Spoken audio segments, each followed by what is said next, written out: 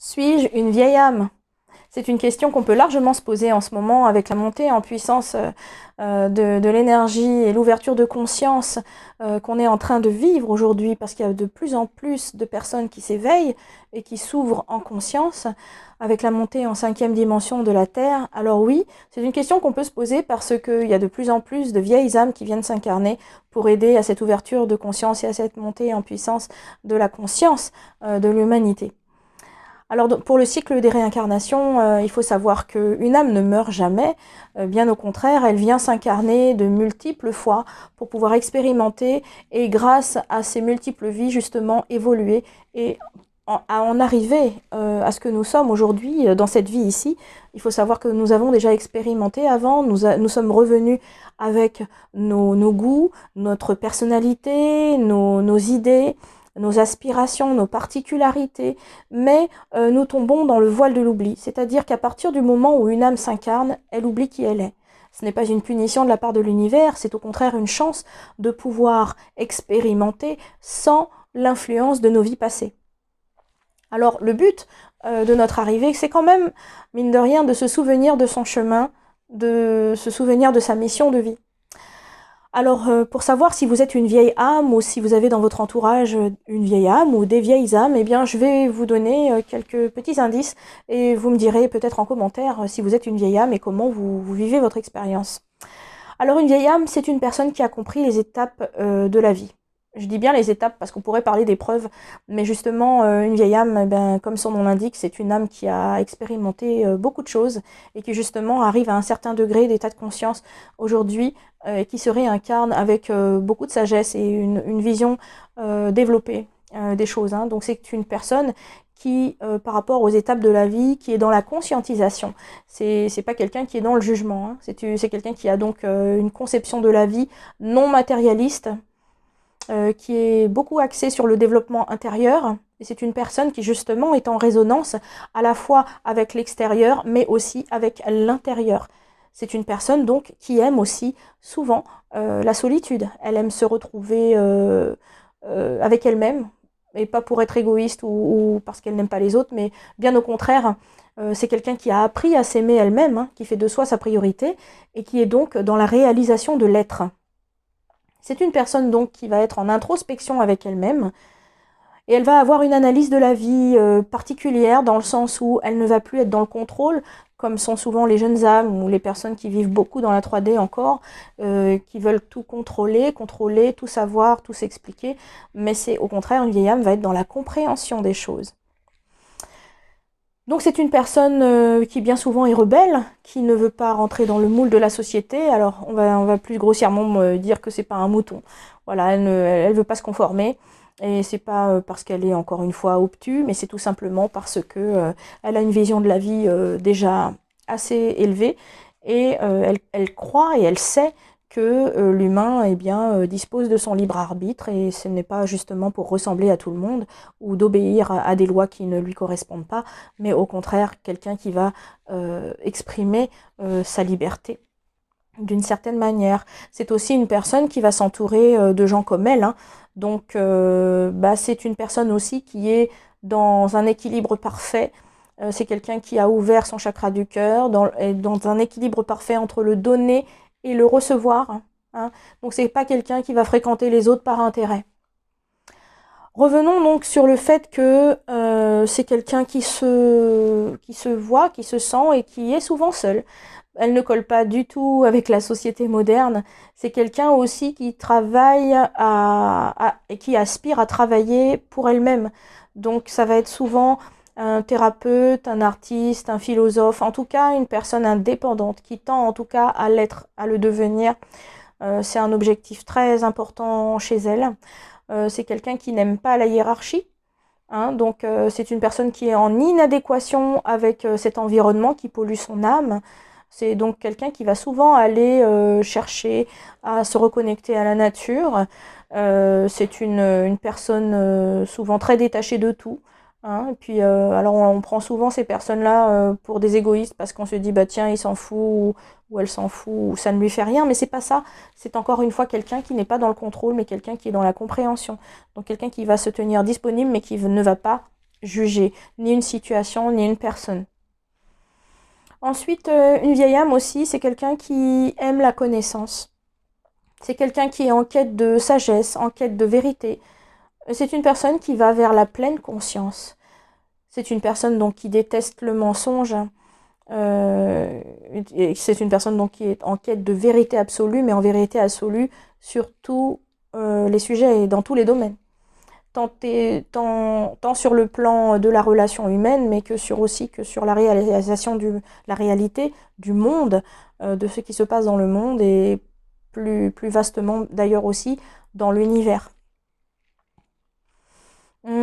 Sinon, pour la vieille âme, les relations sexuelles, pour elle, elles sont dans un axe pur. C'est-à-dire que pour la vieille âme, l'acte sexuel est un acte d'amour. C'est pas du sexe pour le sexe. Et c'est bien souvent une relation qu'elle va avoir avec une vieille âme aussi. Hein. Donc les vieilles âmes se comprennent et la rencontre de vieilles âmes entre elles, c'est vraiment quelque chose de transcendant.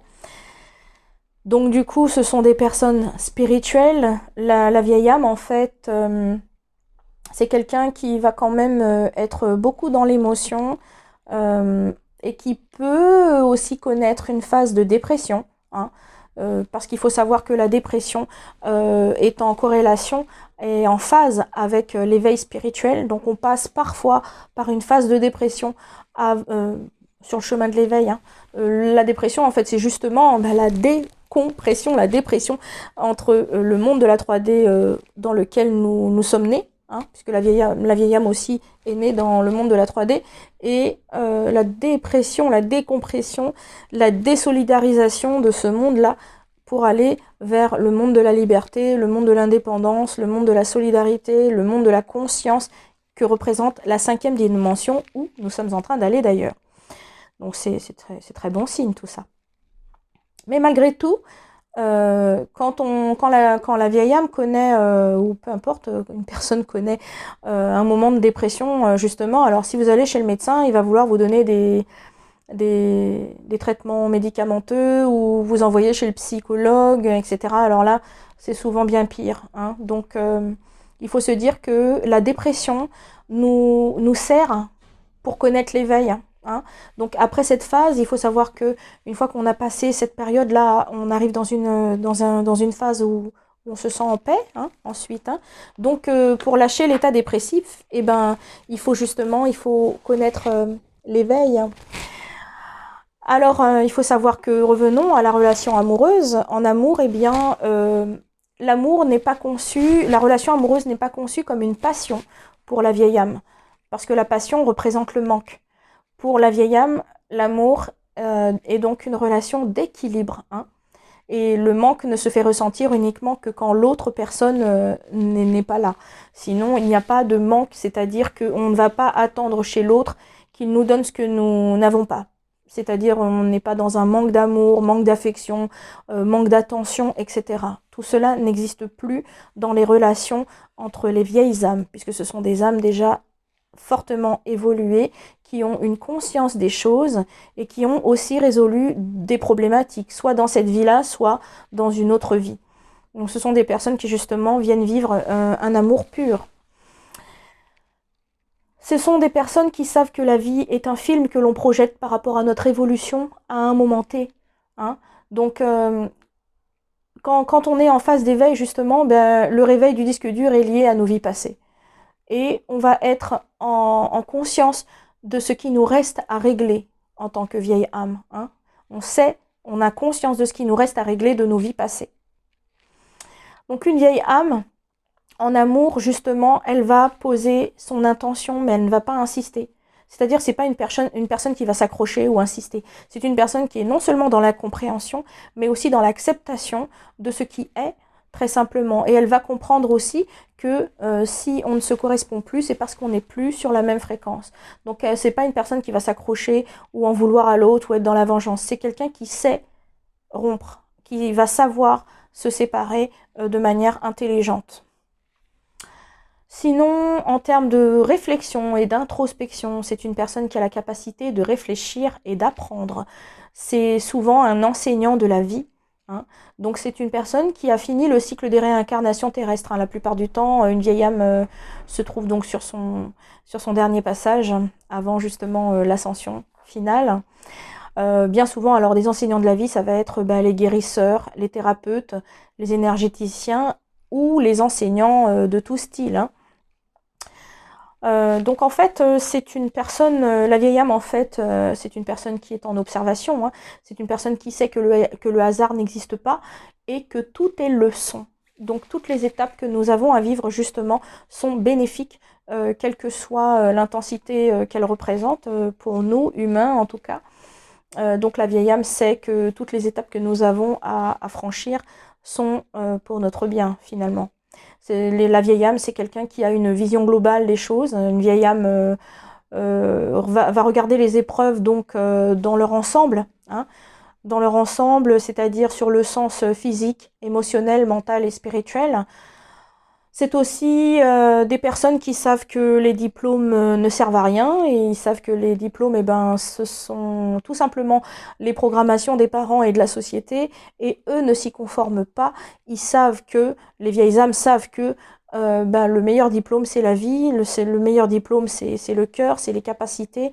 Un diplôme concrètement ne va pas donner réellement d'indication sur les aptitudes d'une personne. On peut très simplement avoir des dons qui nous viennent de loin, et on n'a pas forcément besoin de passer par un diplôme pour prouver qui nous sommes. Après, ceci n'induit pas au fait que nous devons nous former bien, au contraire. Nous devons aller vers la perfection, vers la connaissance, vers l'affinement, les affinements concernant le savoir que nous avons déjà. On ne peut pas dormir sur un talent que nous avons. Donc ça, la vieille âme le sait. Mais ce n'est pas les diplômes d'État qui vont, pour elle, représenter le Graal en vérité, hein. On est toujours en quête de connaissances, en quête de savoir. On a envie d'affiner nos connaissances. On a envie, justement, dans cette quête de vérité dont je vous parlais tout à l'heure, on a vraiment envie d'aller au fond des choses et vraiment de se perfectionner. C'est des gens donc qui ont une analyse de la vie particulière et qui ont donc un rapport à l'argent aussi particulier. Donc la vieille âme n'est pas attachée à l'argent. La vieille âme pense que l'argent est nécessaire pour vivre, pour continuer à s'éveiller, pour réaliser ses rêves, pour l'aider à réaliser ses rêves, mais en aucun cas l'argent est une fin, c'est juste un moyen. Donc la vieille âme ne va pas aller en recherche ni de richesse, ni de célébrité. C'est quelqu'un qui va rechercher des choses bien plus profondes. C'est une personne aussi qui arrive à transcender les douleurs passagères de manière beaucoup plus simple et beaucoup plus rapide que les autres personnes, dans le sens où la vieille âme, c'est une personne qui va réussir à lâcher beaucoup plus vite les choses, et parce qu'elle comprend à quoi c'est lié, hein. Donc y compris les douleurs physiques. Les maladies, hein. C'est quelqu'un qui va avoir la capacité de s'auto-guérir, parce que c'est quelqu'un qui va transcender les choses, hein. Elle sait pourquoi ça vient, et elle sait aussi elle sait comment faire pour pouvoir s'en débarrasser, très simplement. Sinon, c'est aussi quelqu'un qui est très connecté sur le plan parapsychique. Bien souvent, ce sont des personnes qui font des voyages astraux, qui peuvent aussi aller consulter les annales akashiques, hein. Ce sont des personnes qui adorent découvrir les cultures des autres, parce qu'elles savent que c'est à travers la culture qu'on découvre vraiment le fond humain de chaque individu, hein, dans sa particularité. C'est très intéressant. C'est un très grand terrain d'étude de l'humanité, les cultures, donc à ne pas négliger. Donc ce sont des personnes qui sortent des carcans matérialistes. C'est un être accompli, hein, sur tous les plans, personnel, relationnel, etc. Concernant les enfants, parce qu'une vieille âme, avant de s'incarner, forcément, enfin, quand elle s'incarne, elle est bien sûr soumise au rythme de la vie matérielle comme nous la connaissons. Donc, avant d'être... qui dit vieille âme, ne dit pas forcément vieille personne. Une vieille âme, bien évidemment, est avant tout un enfant. Donc, quand la vieille âme s'incarne, elle arrive en tant qu'enfant. On peut déceler une vieille âme pour vos enfants, par exemple, hein. Vous allez pouvoir découvrir si c'est une vieille âme ou pas. Très simplement, bien souvent, les vieilles âmes, en tant qu'enfants, sont des enfants qu'on va dire être différents. Ce sont des enfants qui ne s'adaptent pas à la société. Ils sont souvent rebelles hein, dès le départ. Ils vont être beaucoup plus matures, précoces, parfois introvertis, mais très très très éveillés. Donc ils sont souvent rebelles hein, par rapport au système scolaire auquel ils ne vont pas forcément bien s'adapter. Hein. Ce qui ne veut pas forcément dire qu'ils sont bêtes, bien au contraire. Ils sont souvent surdoués, mais ça ne va pas se traduire dans les résultats à l'école, forcément, puisque l'école, dans le schéma où nous le connaissions encore jusqu'à présent, n'est pas du tout adaptée pour l'évolution et l'épanouissement et l'apprentissage de ces âmes-là qui viennent justement avec déjà tellement de savoir, tellement de connexion, sauf que des fois les parents n'arrivent pas à voir cela chez leur enfant et ils pensent que cet enfant a des difficultés à l'école. Et ça ne se traduit pas seulement à ce niveau-là. Donc il faut aller voir plus loin. Bien souvent, ce sont des enfants qui sont curieux et intelligents. Donc moi, j'en appelle à la responsabilité des parents, s'il vous plaît, si vous avez ce type d'enfants, ne les brimez pas. Hein, et n'essayez pas de les détourner de leur chemin d'âme, c'est vraiment extrêmement important. Hein. Donc, il est très très très important de pouvoir justement être à l'écoute de ces enfants et de ne pas forcément écouter ce qu'on va vous raconter dans le système scolaire. Parce que les directeurs d'école ou les professeurs d'école ne sont pas du tout aptes à reconnaître les vieilles âmes chez les enfants. Tout ce qu'ils vont voir, c'est que c'est un enfant qui ne répond pas à leurs attentes en tant que professeur. Hein, donc il ne va pas rentrer dans le moule forcément puisqu'il ne s'adapte pas à cette société-là. Lui, il est déjà tellement plus évolué. Donc un enfant qui ne va pas avoir des 20 sur 20, on va vous dire que ça ne va pas parce qu'il ne suit pas en classe, il n'est pas concentré, etc. N'allez surtout pas céder à ça, à cette pression-là du système scolaire, hein, qui est fortement décadent d'ailleurs. Donc essayez justement d'être à l'écoute de cet enfant, de le valoriser et d'être à l'écoute de ses aspirations. Qu'est-ce qu'il aime, qu'est-ce qu'il veut faire? Est-ce qu'il y a des sujets qu'il a envie de connaître? Et aidez-le, si vous pouvez en tout cas, favorisez-le dans ses propres recherches, aidez-le à aller justement sur son propre chemin, tout en ayant justement cette clémence et cette ouverture d'esprit par rapport à sa particularité. Ça, c'est très très très important. Donc comme je vous le dis, donc du coup, l'âme, la vieille âme, hein, n'est pas adaptée à la société, forcément. C'est un rebelle qui ne se fond pas dans la société. Mais c'est quelqu'un qui est dans l'acceptation des choses, hein, après, dans l'acceptation et dans l'amour. L'amour avec un grand A, l'amour inconditionnel, hein, l'amour pour lui-même et l'amour pour les autres, et l'amour pour tout ce qui est. Et c'est pas quelqu'un... Alors il est rebelle, mais attention, il y a une différence entre rebelle et révolutionnaire. Hein. Ce n'est pas un révolutionnaire, c'est un rebelle, dans le sens où il ne va pas se battre contre la société, même s'il ne s'adapte pas à elle. Hein. Il ne va pas se battre contre. Il va agir pour son bien-être et pour son équilibre, parce qu'il sait là où il doit aller. Il sait que tout est juste aussi. Hein. Donc une vieille âme, eh bien, elle est dans l'acceptation. C'est-à-dire qu'elle comprend que les épreuves sont faites pour évoluer. Et aussi, c'est pour être plus heureux après. Hein. Donc une vieille âme, eh bien, elle se sent mieux dans le sens où elle a pardonné, car elle a compris le pourquoi de son vécu. Donc ces étapes qu'elle vit, eh bien, elle ne va pas s'accrocher à ça. Très simplement, elle va les transcender, parce qu'elle sait que c'est pour aller de mieux en mieux, pour aller en évolution, dirons-nous. Hein. Donc une vieille âme, eh bien, c'est une personne éveillée. C'est une personne globale, entière, totalement réalisée. C'est une personne qui a une conscience libératrice de sagesse absolue, en fait. Et je voulais revenir au niveau du couple. Alors au niveau du couple, quand une vieille âme est en couple avec une autre vieille âme, c'est souvent le cas d'ailleurs, hein, parce que sinon ça ne va pas tenir. Donc du coup, ces deux personnes-là, qui sont deux vieilles âmes, quand elles ont un enfant, l'enfant qui arrive justement est également une vieille âme. Bien souvent, une vieille âme s'incarne, elle choisit ses parents. Donc du coup, cet enfant-là va être un enfant très éveillé. C'est souvent un guérisseur. C'est un enfant très intuitif. Hein. Donc il va peut-être voir, concevoir, entendre et ressentir des choses que vous ne voyez pas, ne concevez pas ou ne ressentez pas, même si vous êtes vous-même une vieille âme, mais les vieilles âmes qui s'incarnent aujourd'hui, donc les nouveaux enfants qui s'incarnent aujourd'hui, sont encore plus éveillés, encore plus ultra sensibles et encore plus connectés que nous le sommes nous. Donc ça va être vraiment quelque chose d'extraordinaire. C'est un sujet dont je parle dans une de mes récentes vidéos où je dis parents, respectez vos enfants. Alors en dehors du respect des enfants, je parle aussi des nouveaux enfants, ceux qui arrivent là depuis 2018, ceux qui s'incarnent là aujourd'hui, sont vraiment des enfants extrêmement éveillés, extrêmement connectés, et ce sont des enfants qui justement ne connaissent plus la coupure de la connexion directe avec le divin, ce qui se produisait pour tous les enfants à partir de 7 ans.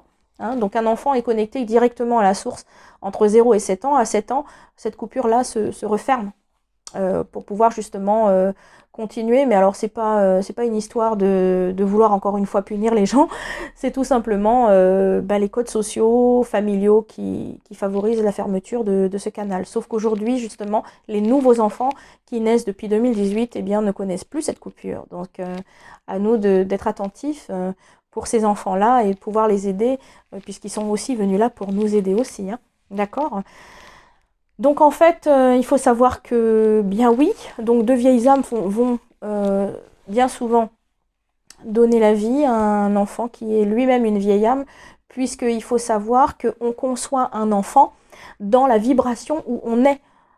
Donc forcément, on dit les chiens ne font pas des chats, mais c'est complètement ça. Montre-moi tes enfants, je te dirai qui tu es. Les parents qui sont dans des schémas de violence ou dans des schémas de blessures, eh bien forcément vont aller inscrire cela dans l'histoire de leurs enfants. Donc on conçoit les enfants dans la vibration où nous sommes. Si vous êtes dans des vibrations hautes et que votre conjoint aussi, vous êtes tous les deux dans des vibrations hautes, forcément vos enfants vont aussi être dans des vibrations hautes. C'est évident et c'est chimique, c'est mathématique et c'est merveilleux. Donc il faut savoir que ces enfants-là, justement, qui arrivent, eh bien ce sont des enfants qui n'ont plus de souffrance et ce sont des enfants qui récupèrent le savoir de leurs parents. Et c'est tout bénéfique, ça. C'est bon pour nous, c'est bon pour eux, c'est bon pour nous tous, c'est bon pour l'humanité. Et en tout cas, ça nous permet justement d'avoir une belle perspective pour l'évolution de l'humanité. Merci à vous.